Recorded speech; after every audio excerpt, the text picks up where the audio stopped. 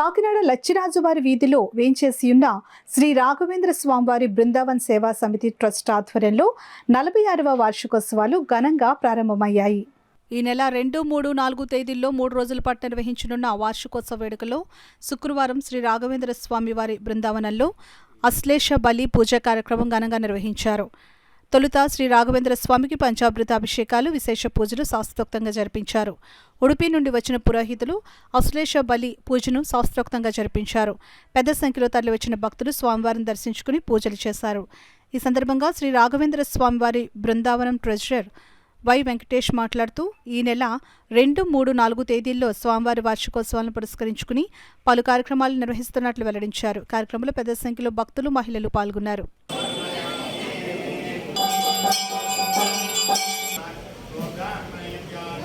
వారికి చాలా పవిత్రమైనటువంటి హోమాలు కూడా జరిపించడం జరుగుతుంది.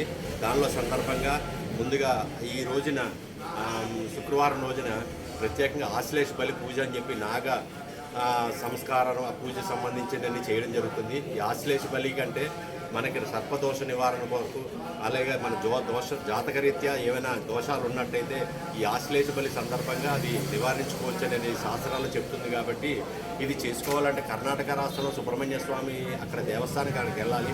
కానీ అక్కడ ఉన్నటువంటి కర్ణాటక పురోహితుల్ని ఇక్కడ రప్పించి ఇక్కడ ఆశ్లేష బలి పూజ చేసి భక్తుల సౌకర్యాలతో చాలా ప్రతి సంవత్సరం కూడా జరుగుతుంది. అలాగే 2, 3, 4 ఈ 3 రోజులు కూడా స్వామివారికి గణపతి హోమం, ప్రార్థన, పుణ్యవచన, పంచకవ్యము, నవగ్రహ హోమం అలా వివిధ హోమాలు కూడా జరుగుతూ ఉంటాయి.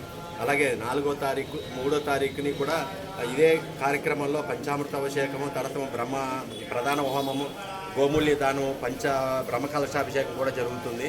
అలాగే 4వ తారీఖునే ఇదే బృందావనంలో స్వామివారికి ఉదయం పూట మహాపూజ జరిగిన తర్వాత స్వామివారి పురపాలన కాకినాడ వీధులు గుండా ఊరేగింపు కూడా జరుగుతుంది.